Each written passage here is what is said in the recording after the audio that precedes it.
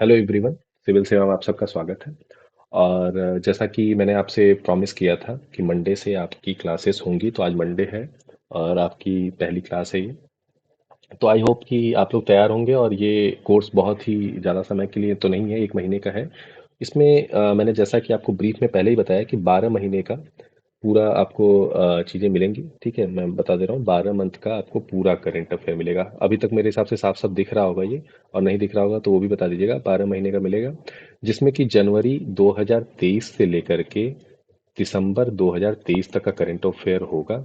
और बेसिकली बता दूं सबसे नॉर्मल सी चीज़ कि ये किस किस एग्ज़ाम के लिए। तो पहला आप ये देख लीजिए कि ये आई बी ए सी आई ओ, माफ़ कीजिएगा, आई बी ए सी आई ओ का जो एग्ज़ाम है, उम्मीद है जनवरी में होने का, उसका है, उसके लिए है पहला।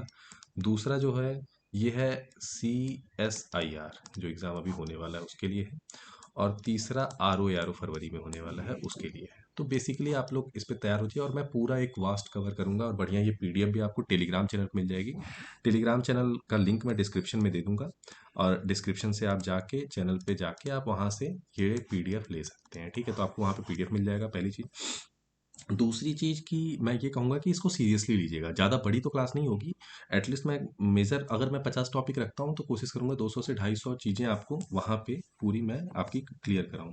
तो ठीक है, तो आप लोग मेरे हिसाब से इन चीज़ों को ध्यान देते हुए करिएगा। ये मत सोचिएगा कि 60 टॉपिक ही हुआ, 50 टॉपिक हुआ। तो चलिए पहला टॉपिक शुरू करते हैं।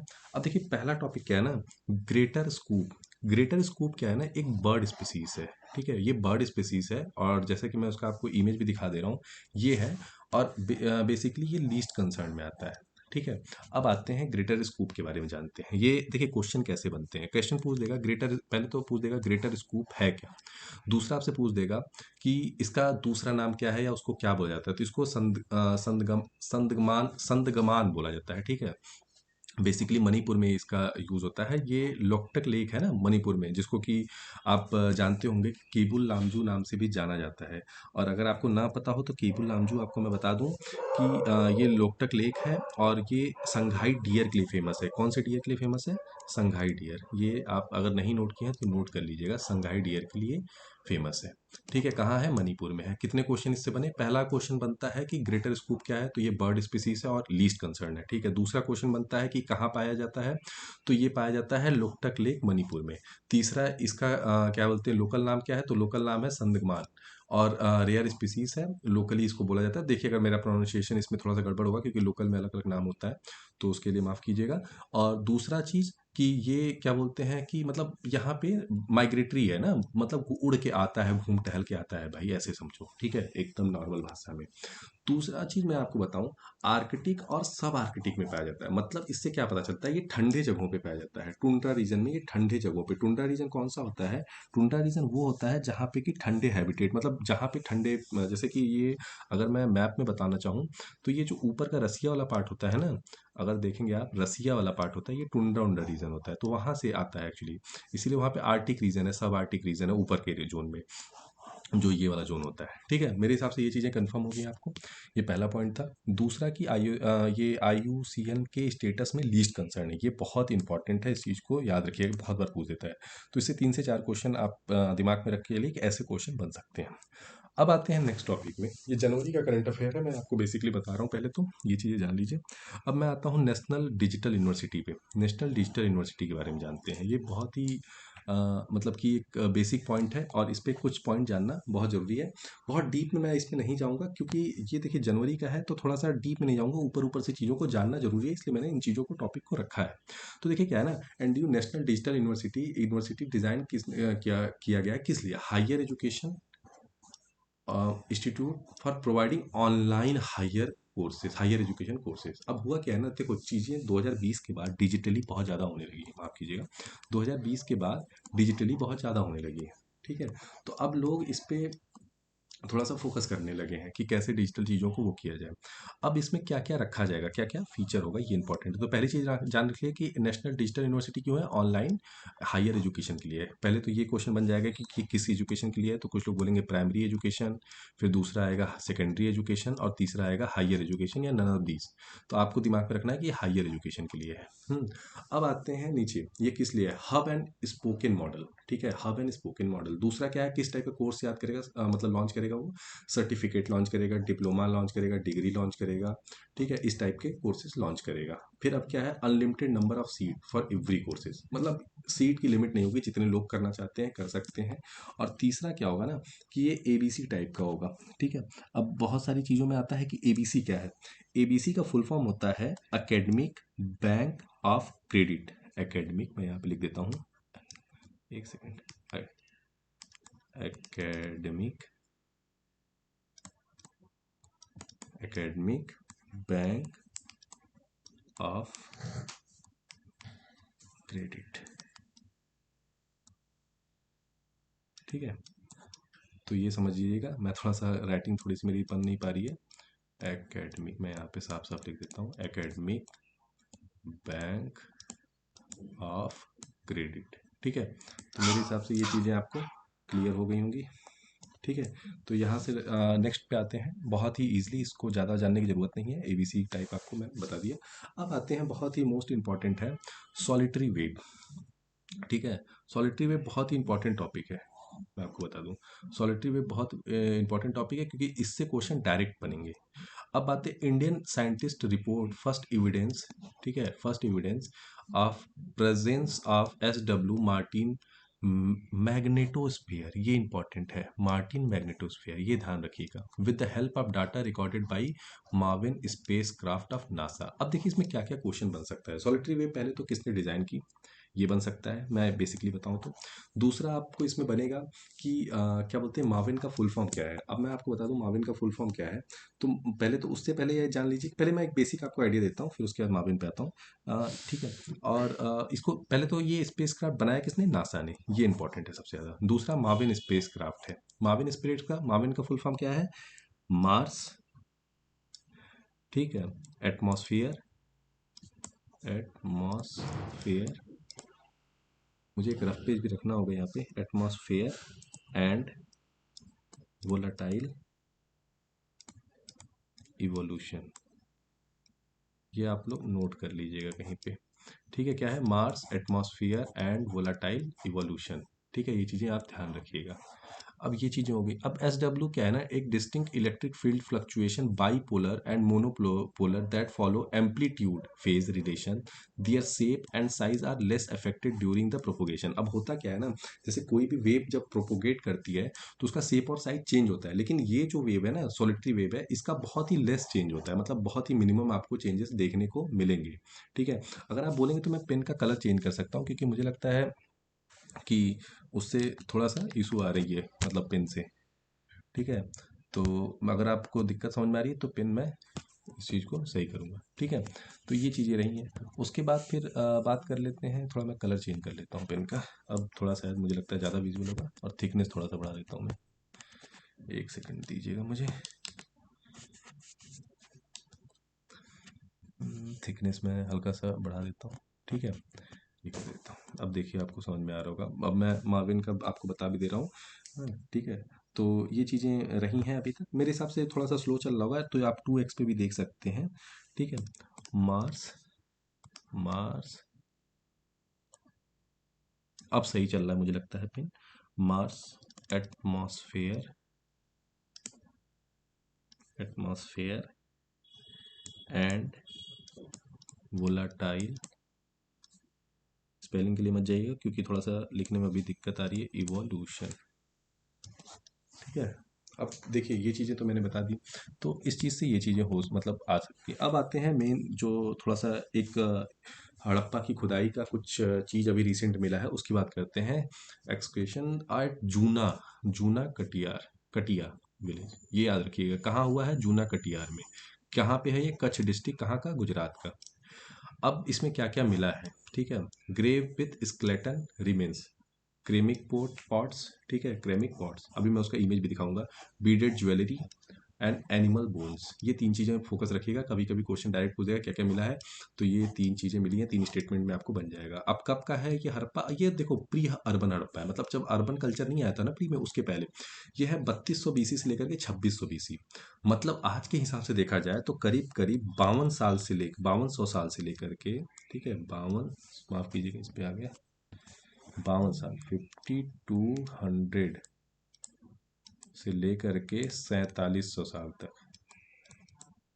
ठीक है, इतना पुराना है ये, तो मतलब प्री अर्बन कल्चर के पहले है। तो अब इसमें क्या क्या हो सकता है, क्या क्या मतलब हम चीज़ों को जान सकते हैं, मैं एक बेसिक आपको आइडिया देता हूँ। पहले तो हड़प्पा कल्चर कितने साल पुराना है, करीब करीब 4600 से 4700, 4600 से लेकर के 4700 तक। दूसरा आपको इसमें जो एक क्वेश्चन बनता है कि लोथल, लोथल कहाँ है, गुजरात में, क्या था यहाँ पे, डॉकयार्ड था, ये क्वेश्चन बनता है। ठीक है, तीसरा एक क्वेश्चन बनता है कि ये कैसा वहाँ पे कल्चर था, तो ये अर्बन कल्चर था, अर्बन कल्चर था, ये ध्यान रखिएगा। ठीक है, और कुछ क्वेश्चन बनते हैं, जैसे मैं रिवीजन एक बेसिक कराते चल रहा हूँ, और भी बनते हैं कि मतलब हड़प्पा का कौन तो कराया, तो आरडी कराया, आरडी बनर्जी। ठीक है, और भी पूछ देता हूँ, 1920 या 21 के अराउंड में कराया था। ठीक है, 21-22 के आसपास, ये क्वेश्चन भी बन जाता है। उसके बाद इसमें आपको पूछ देगा कि क्या बोलते हैं, ये रिवर का नाम भी कुछ पूछ सकता है कि परुशनी रिवर का क्या है, इसका अभी रिसेंट नाम क्या है, ये सब चीज़ें भी पूछ सकता है। तो ये सब चीज़ें आप रखिएगा, मैं जितना एक बेसिक आइडिया है वो आपको देते चलूँगा। अगर आप बोलेंगे कि इन चीज़ों पे भी बात करूँ, तो मैं इस चीज़ पे भी बात करूँगा। ठीक है, अब इमेज की बात कर लेते हैं। हाँ, और हाँ, ये देख सकते हैं यहाँ पे, साइड डेमोन्स्ट्रेशन ट्रांजिशन अर्थ माउंट बुरियल स्टोन ग्रेव्स। ठीक है, पॉटरी मिली है। हाँ, और ये सब चीज़ें मिला है, और यहाँ पे ये चीज़ें आप देख सकते हैं, वहाँ से भी मैं पीडीएफ पे प्रोवाइड करा दूंगा। जो बेसिक इंपॉर्टेंट चीज़ें थी वो मैंने आपको यहाँ पे बता दी। अब ये कैसा इमेज है, देखिए ये है पॉट्स, ये आप देख सकते हैं, और ये है जो साइट है जहाँ पे मिली है, तो ये करीब करीब आप सोच सकते हैं 5200 साल पुरानी, 5500 5000 साल पुरानी, तो मतलब बहुत ही पुरानी चीज़ें हैं। अगर स्टोरी की बात की जाए ना, तो इस रामायण रामायण महाभारत का रामायण की युग बताया जाता है एक अराउंड कि 7000 साल पहले था।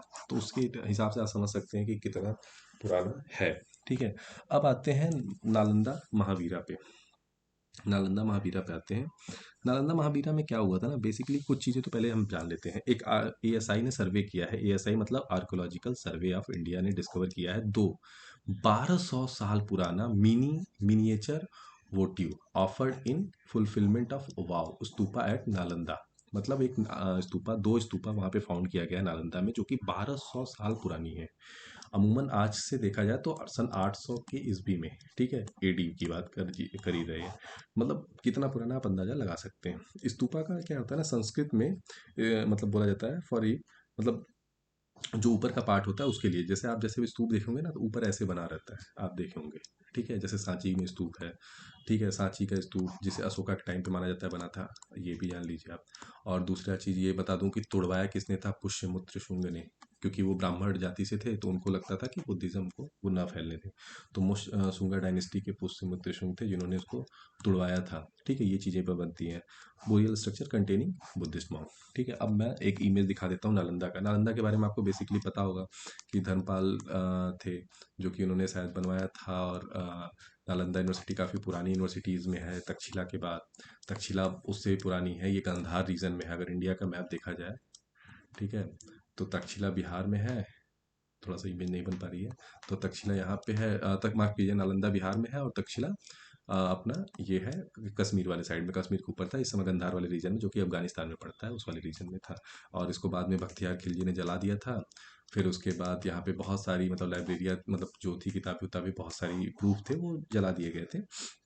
सन 1200 से 1300 के बीच में काफ़ी ज़्यादा यहाँ पे उदंडता मुस्लिम आक्रांताओं द्वारा की गई थी। ठीक है, तो चलिए अगले चीज़ पे आते हैं, अगले टॉपिक पे आते हैं, थुलाल। बहुत ही इजी और बहुत ही आराम से इसको याद रखिएगा। थुलाल, थुलाल क्या था ना, एक ऑन ऑटन थुलाल जो है वो रिसाइड डांस है, कहाँ का, केरला का। अब ये पूछ देगा, देखिए पहला क्वेश्चन बनेगा कि थुलाल कहाँ से है, तो सिंपल सा याद रखिए, थुलाल केरला से है। ये डांस फॉर्म है एक, ठीक है, डांस फॉर्म है जो कि केरला का है। It was introduce in 18th century by Kunchan Nambiar, Nambiar. ठीक है, कंचन नाबियर, ये याद रखिएगा, कंचन नाबियर। और कहाँ से है, केरला से। डांस का नाम क्या है, थुला। अब मैं एक डांस फॉर्म इसमें बता दे रहा हूँ, जो कि देख सकते हैं कि ये पोज होता है डांस का। इसमें ये ऐसे ड्रेसेस पहने जाते हैं, और ये पोजेस होते हैं। पोजेस के ऊपर भी इस डांस का नाम थोड़ा सा पड़ा है। ठीक है, तो 1800 सेंचुरी में बना है कुंचन के द्वारा, और ये क्या है, केरला का है। ये इतना आपको याद रखना होगा। ठीक है, चलिए आते हैं नेक्स्ट पॉइंट पे। ये बहुत इंपॉर्टेंट है।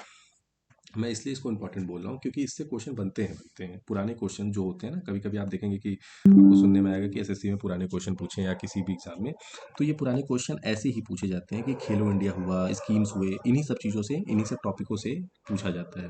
तो वो चीज़ें मैं आपको इस बार कवर करा के चलूँगा। हाँ, अगर आप नालंदा के बारे में और पूछेंगे तो मैं उस चीज़ को भी डिस्क्राइब करूँगा, लेकिन आपको कमेंट बॉक्स में एटलीस्ट बताना पड़ेगा। देखिए, मैं नालंदा के बारे में कुछ और बेसिक चीज़ें भी डिस्कस कर सकता हूँ, लाइक कि नालंदा जो है ना, नालंदा जो है वो बेसिकली मतलब यूनेस्को का हेरिटेज साइट भी है, ठीक है, यूनेस्को का हेरिटेज साइट भी है,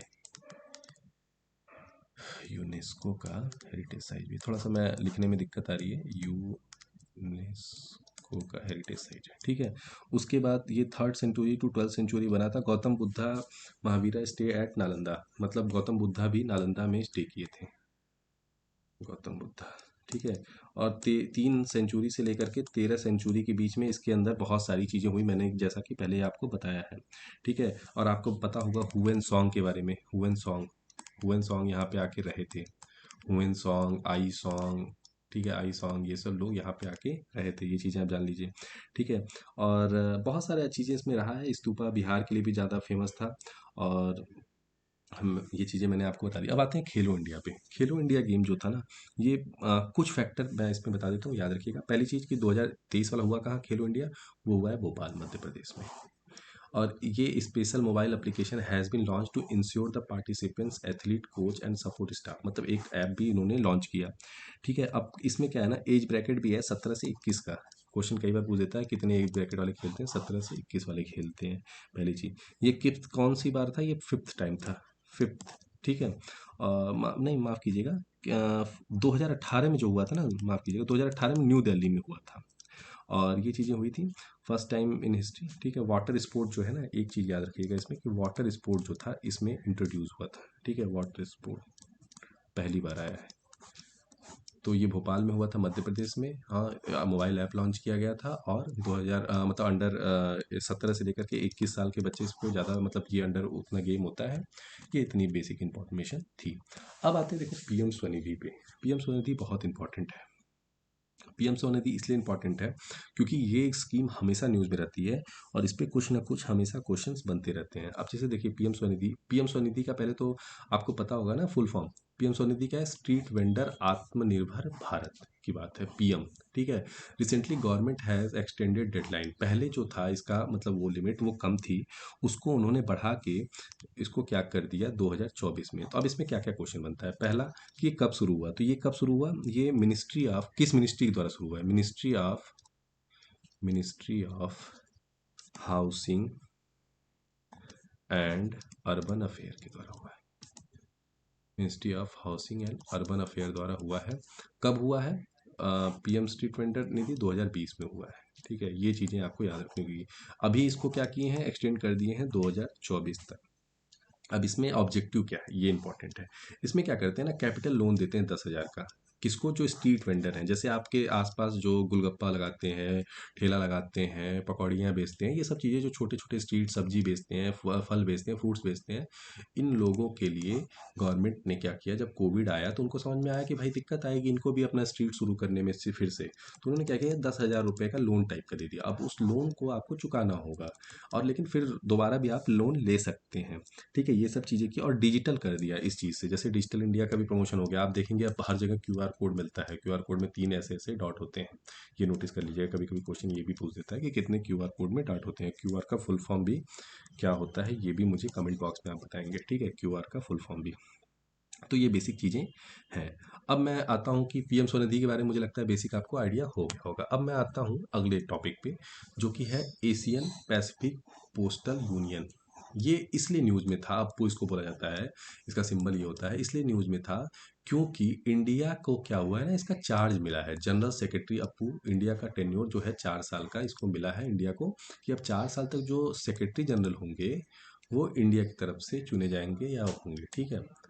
अब ये इसीलिए इम्पोर्टेंट है, मतलब अध्यक्षता कह सकते हैं अब इंडिया के पास रहेगी 4 साल तक। APPU is an internal government, ठीक है, sorry, inter government organisation of 32 member countries of Asia Pacific region. Asia Pacific region के जो 32 हैं, मतलब देश, उसके ये मेंबर हैं। अब इसका की कुछ चीज़ें इसमें देखो इंपॉर्टेंट बनती है। हेडक्वार्टर कहाँ है, हेडक्वार्टर इसका है बैंकॉक में। बैंकॉक आप लोग जानते ही होंगे, थाईलैंड में है। ठीक है, थाईलैंड, बैंकॉक थाईलैंड में इसका हेडक्वार्टर है। अब ये चीज़ें इंपॉर्टेंट हैं कि अप्पू का सेक्रेट उसको इंडिया किसको चार्ज मिला है, तो इंडिया को मिला है। कितने साल के लिए? 4 साल के लिए मिला है। ये इंटर गवर्नमेंटल बॉडी है, 32 लोग टोटल मेंबर हैं, हेडक्वार्टर है बैंकॉक थाईलैंड। ठीक है, ये चीज़ें हो गई। अब देख लेते हैं world economic situation and prospects report 2023, ये भी इंपॉर्टेंट है। अब इसको देखिए, सबसे ज़्यादा इसमें इंपॉर्टेंट क्या है कि ये प्रोड्यूस कौन करता है, तो ये करता है UN DESA, United Nations Department of economic and social affair. अब ये किसके पार्टनरशिप में करता है? UN conference and trade and development. अब देखो इकोनॉमिक सिचुएशन कैसे पता चलेगी? ट्रेड और मतलब भाई ट्रेड कैसा हो रहा है, कैसी चीज़ें चल रही हैं, आदान प्रदान कैसा है, उस चीज़ पे डिसाइड करेगा। तो यूएन कॉन्फ्रेंस ऑफ ट्रेड, ये जो है ये 5 यूएन के रीजनल इकोनॉमिक कमीशंस होते हैं, उस पर बेस्ड होता है। और ये कौन में इंपॉर्टेंट इसमें क्या है? यूनाइटेड नेशन, यूएन डेसा, क्योंकि ये इसको वो करता है। अब इसमें क्या क्या रिकमेंडेशन हुए, अगर उस पर भी बात कर ली जाए तो मैं बता देता हूँ आपको बेसिकली कि पहला रिकमेंडेशन हुआ है कि रीप्रियोरिटाइज ऑफ पब्लिक एक्सपेंडिचर, मतलब पब्लिक एक्सपेंडिचर पे बात की गई है, पब्लिक एक्सपेंडिचर पे। दूसरा क्या पॉइंट हुआ है? दूसरा पॉइंट हुआ है स्ट्रेंथनिंग द सोशल प्रोटेक्शन। किसको स्ट्रेंथनिंग?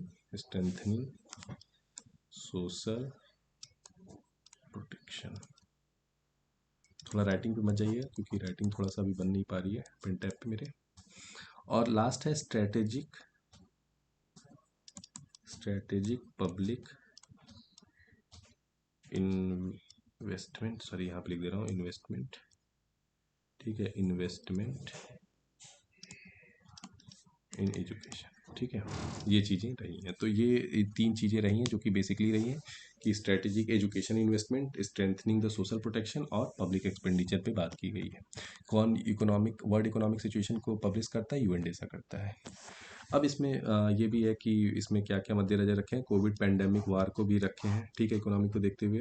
और वर्ल्ड मतलब यूक्रेन को वार को भी देखें और पैंडेमिक को भी देखें कोविड 19 के। और world outlook group is projected to declare the estimate 3.3% in 2022 to 1.9% in 2023, मतलब इसको डाउन करने की बात की गई है, जो कि मतलब आउटपुट ग्रोथ की बात कर रहा हूँ। ठीक है, अब आते हैं ग्लोबल रिस्क रिपोर्ट पे। ये इंपॉर्टेंट है, ये भी कौन पहले करता है? World economic forum. Global risk report world economic forum, ये बहुत इंपॉर्टेंट है, ये याद रखिएगा। इट हाईलाइट की रिस्क अकॉर्डिंग टू 5 कैटेगरीज। अब कौन कौन से 5 कैटेगरीज हैं? Economic, environment, Jio political, societal and technological. Important है, देखिए ई जीएसटी, जीएसटी आपको पता ही है, ई दांत मतलब ऐसा खोल के बोल देना ई, ठीक है वो दोस्त। अब देखिए बात करते हैं, global risk is defined as a possibility of occurrence of event and condition it if the occur when the negative. मतलब इस पे बहुत ज़्यादा इस पे नहीं फोकस करते, बेनली इस पे कि कौन, देखो इतना पुराना होने के बाद ना चीज़ें ज़्यादा ऐसी आती नहीं है। इसमें मेनली आती है कि कौन कौन क्या क्या रैंक है, और मतलब कि क्या इसमें मेनली वो है कि कौन इसको पब्लिश करता है। तो वर्ल्ड इकोनॉमिक फोरम रिलीज करता है। और कॉस्ट ऑफ लिविंग, मतलब इंडिया में देखो, इंडिया के ऊपर भी बात कर लेंगे कुछ, ठीक है, टेक्नोलॉजिकल और क्या क्या चीज़ें होती हैं, तो उस पर बहुत ज़्यादा नहीं जाते। मुझे लगता है कि इसमें सबसे ज़्यादा जो इंपॉर्टेंट है वो चीज़ें मैंने आपको बता दी कि कौन पब्लिश करता है। उत्कर्ष 2.0। अब उत्कर्ष 2.0 क्या है? Reserve bank of India medium term strategic framework. ठीक है, उत्कर्ष 2.0 फॉर द पीरियड ऑफ 2023 से 25 वॉज लॉन्च। अब फर्स्ट स्ट्रेटेजी फ्रेमवर्क उत्कर्ष 2022 कवर्ड पीरियड 19 से 22 तक। जो पहला हुआ था ना वो 19 से 22 हुआ है, अब दूसरा 23 से 25 करना है। अब इसमें विजन क्या है? अब इसमें पहला चीज है कि excellence in performance of its function, excellence in performance of its function, पहला इसका है। ये चीज़ें आप ध्यान रखिएगा, एक्सेलेंस इन परफॉर्मेंस, ठीक है, फंक्शन। दूसरा क्या है? दूसरा है स्ट्रेंथन द ट्रस्ट, मतलब ट्रस्ट बढ़ाइए, स्ट्रेंथन द ट्रस्ट, ट्रस्ट को बढ़िया करिए। तीसरा क्या है? क्या क्या इसमें है मैं थोड़ा बेसिक बता दे रहा हूँ। Enhance relevance and significance. अब रिलेवेंसी को बढ़ाइए, ठीक है, रिलेवेंसी को बढ़ाइए, ये चीज़ें होती हैं। अब मैं मुझे लगता है इतना इंपॉर्टेंट था तो वो मैंने बता दिया कि उत्कर्ष किस लिए है, कि मतलब स्ट्रेंथन और आरबीआई लॉन्च करता है पहले तो जान लो। और क्या क्या इसमें है कि पहले वाला जो था वो 2019 से लेकर के 2022 तक था, और दूसरा वाला क्या है 23 से 25 तक रहेगा। और बस इतना बेसिक इंपॉर्टेंट है, दो तीन चीज़ें आपके लिए स्ट्रेंथ एक्सेलेंस और इन सब चीज़ों पे इस पर फोकस रहता है। अब आता है प्रज्वल चैलेंज। ठीक है।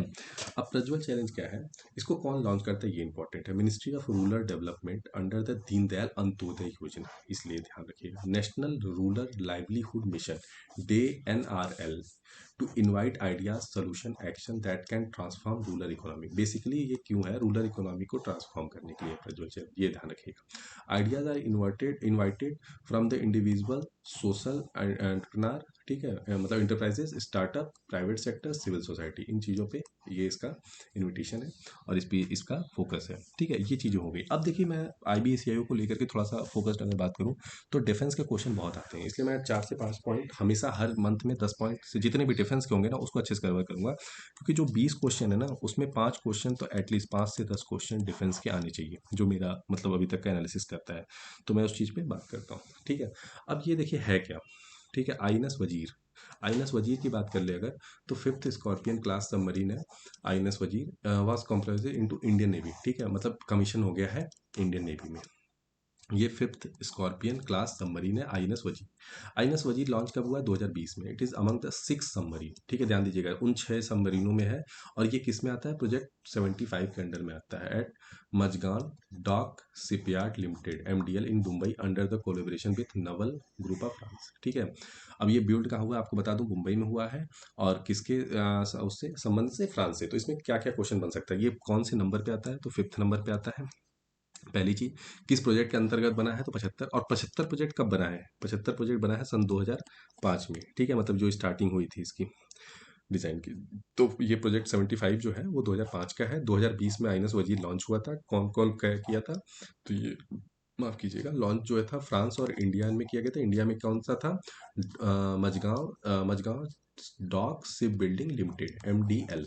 और यहाँ पे कौन था, नवल ग्रुप फ्रांस। ये चीज़ें आपको बेसिकली याद रहनी चाहिए। अब कैसा दिखता है मैं वो चीज़ें बता देता हूँ। ठीक है। अब इस पे आते हैं, एक सेकेंड रुकिएगा। हाँ, इसी पे आते हैं। अब देखिए ये दिखती कैसी है आइनस वजीर, ऐसी कुछ दिखती है। और आइनस वजीर के बारे में आपको पता ही होगा कि इसके पहले जो फोर्थ थी वो कौन कौन सी थी, पहले मैं उस पर डिस्कस कर लेता हूँ। उससे पहले पहला कौन सा था, कलवारी। कलवारी। दूसरा कौन सा था, दूसरा था खानदेरी। दूसरा खानदेरी। तीसरा कौन सा था, करंज। ठीक है, सब केस है। और लास्ट वाला कौन सा था, वेला। आईएनएस वेला, आईएनएस करंज, आईएनएस खांदेरी, आईएनएस कलवारी। ठीक है, ये याद रखिएगा। अब अगला जो है ना वो कौन सा कमिश्नर होगा, कमीशन होगा लेट में, मतलब मुझे उम्मीद है कि आगे जो आएगा वो होगा आईएनएस, आईएनएस वगसीर। सॉरी माफ कीजिएगा, वग सी। ठीक है, याद रखिएगा आइनस वक्सीर। अगर क्वेश्चन में आ जा रहा है सिक्स्थ कौन सा होगा तो ये याद रखिएगा। 5 आपको मैंने बता दिया। हाँ, वजीर अंडरटेक मल्टीपल टाइप, मतलब ये सब चीज़ें आपको पता है कि एंटी सरफेस होता है, एंटी सबमरीन है, इंटेलिजेंसी है, गैदरिंग है, माइनिंग है, मतलब सब चीज़ें हैं इसमें युक्त है, इसीलिए इसको मतलब वो किया जा रहा है। तो ये पांचवा है पहली चीज़। दूसरी चीज़ कौन बनाया ये याद रखिएगा। तीसरी चीज़ की कब बना, किस प्रोजेक्ट के अंतर्गत बना, ये इंपॉर्टेंट है। वो सब चीज़ें मैंने आपको डिस्कस कर दी। अब पृथ्वी पे आते हैं, पृथ्वी टू। पृथ्वी टू बहुत इंपॉर्टेंट है।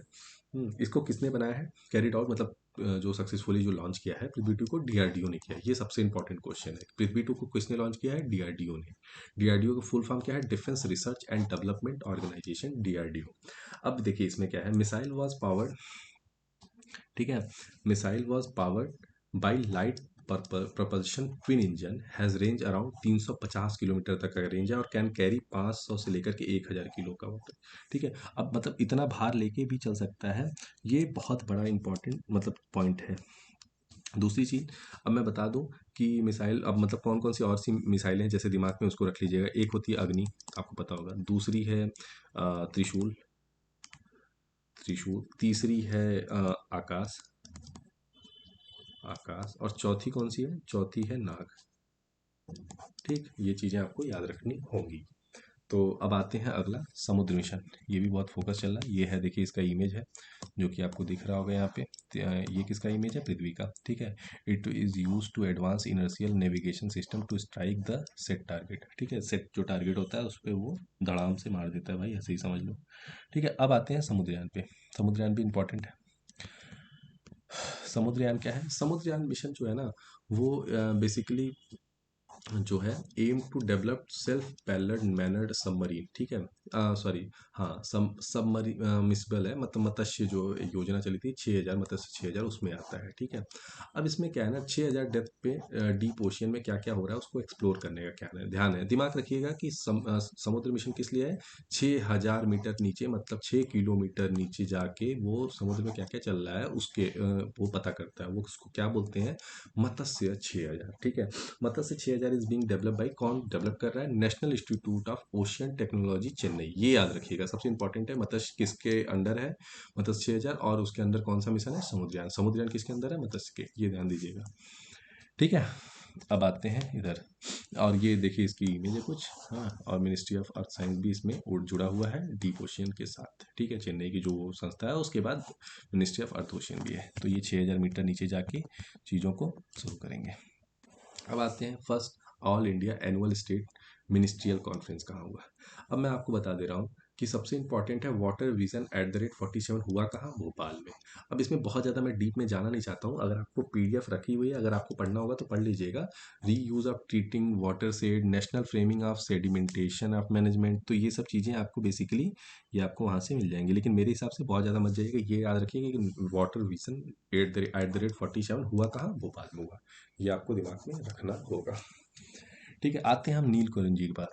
नील कुरुंजी, Neelakurinji ministry of environment and forest culture climate change has listed Neelakurinji under schedule third wildlife protection act 1790। अब देखिए इसमें मैं बेसिकली चीज़ें बता दे रहा हूँ कि थर्ड शेड्यूल में है। और देखिए हर इसका 4 से 5 शेड्यूल है जिसमें कि एक एक चीज़ों को क्राइटेरिया वाइज रखा गया है प्रोटेक्शन के वाइज। और इसका जो ये वाइल्ड लाइफ प्रोटेक्शन एक्ट है 1972 में आया था, पहली चीज़। वाइल्ड लाइफ प्रोटेक्शन एक्ट 1972, ये भी क्वेश्चन आ जाता है। फिर प्रोजेक्ट टाइगर कब आया था, मैं ये बता देता हूँ आपको। प्रोजेक्ट टाइगर आया था 1973, ठीक है, 1973, जस्ट इसके अंडर में ही आता है वो। उसके बाद प्रोजेक्ट एलिफेंट कब आया था? प्रोजेक्ट एलिफेंट आया था 1992, ठीक है। ये चीज़ें आप याद रखिएगा, ये भी क्वेश्चन बन जाते हैं, ठीक है। ये चीज़ें हो गई। अब नील कुंजी के बारे में तो आप बेसिक जान गए कि ये एक, देखिए क्या है ना, ये सर्प टाइप का होता है। वो 16 फॉरेस्ट जो होते हैं ना वेस्टर्न घाट में, वहाँ पे ये बनता है, मतलब उगता है टाइप का। नील कुंजी फ्लावर ब्लूम 12 साल में एक बार आता है, इसलिए सबसे इंपॉर्टेंट है नील कुंजी। नील कुंजी पूछ देगा कहाँ है, तो वेस्टर्न घाट में है, पहली चीज़।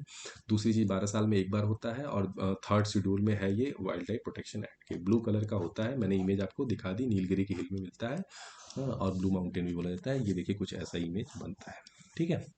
चलिए आते हैं राम सेतु पे। राम सेतु भी न्यूज़ में था काफ़ी ज़्यादा। Ram Setu also known as Adam bridge बोलते हैं, वैसे तो है नहीं, है तो सब राम का, ठीक है। लाइम स्टोन 16 बिटवीन पदम आइलैंड और रामेश्वरम। रामेश्वरम से जो वो लाइन जाती है ना, वो है जैसे देखिए इमेज में दिख रहा है, ठीक है, आप इमेज में देख सकते हैं। South eastern coast of Tamil Nadu and Mannar island of north east western coast of Sri Lanka, ठीक है। तो बहुत बेसिक न्यूज़ में था, इसलिए मैंने बेसिक बता दिया कि वहाँ पे है। और बेसिकली ये एडम ब्रिज इसको बोला जाता है, याद रख लीजिएगा। और मेन है कि ये लाइम स्टोन सोल का चेन है, ठीक है, ये दिमाग में रखिएगा। पदम आइलैंड बोल सकते हैं, रामेश्वरम के पास में है। इतना चीज़ें ध्यान रखिए, बहुत ज़्यादा रखने की जरूरत नहीं है। अब आता है, देखिए एक क्वेश्चन इंपॉर्टेंट है, डार्क स्काई रिजर्व कहाँ बना?